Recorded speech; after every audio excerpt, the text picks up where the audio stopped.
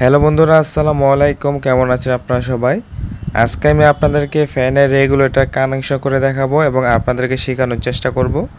আপনার বাসার ফ্যানের রেগুলেটর যদি নষ্ট হয়ে যায় তাহলে আপনি নিজেই কিন্তু চেঞ্জ করতে পারবেন। সেজন্য অবশ্যই ভিডিওটি শেষ পর্যন্ত দেখতে হবে।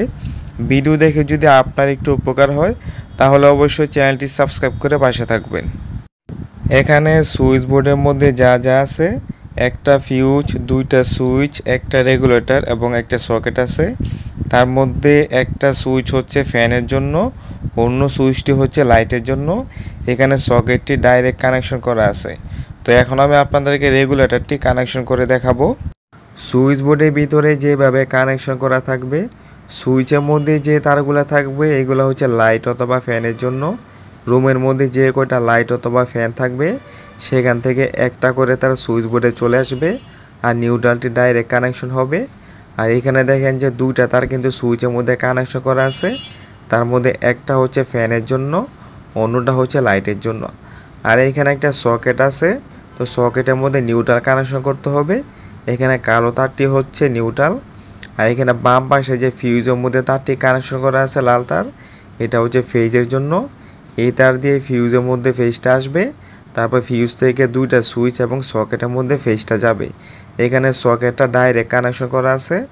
আপনি চাইলে সকেটে সুইচ দ্বারা কন্ট্রোল করতে পারবেন, সেই জন্য সুইচের সংখ্যা বাড়াতে হবে। এখন আমি রেগুলেটর কানেকশন করব। রেগুলেটর কানেকশন করার জন্য প্রথমে যে কাজটি করতে হবে, সুইচ বোর্ডের মধ্যে ফ্যানের সুইচটি চিহ্নিত করতে হবে। তারপর ফ্যানের সুইচ থেকে ফ্যানের তারটি খুলে নিতে হবে। আমি এখানে যেভাবে কাজটি করতেছি আপনারা ঠিক একইভাবে কাজ করবেন। তারপর দেখবেন যে রেগুলেটরের মধ্যে দুইটা তার থাকবে, তার মধ্য থেকে যে কোনো একটা তার ফ্যানের সুইচের সাথে কানেকশন করতে হবে।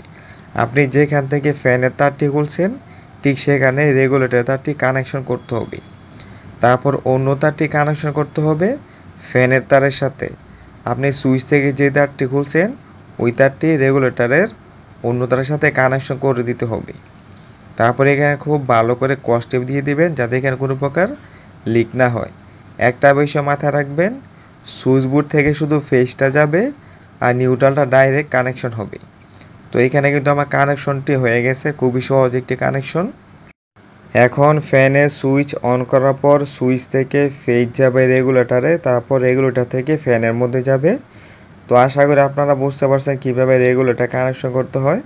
আমার চ্যানেলে ইলেকট্রিক বিষয়ে অনেক ধরনের ভিডিও দেওয়া হয়ে থাকে, চাইলে আপনারা দেখে আসতে পারেন। আশা করি আপনাদের উপকার আসবে।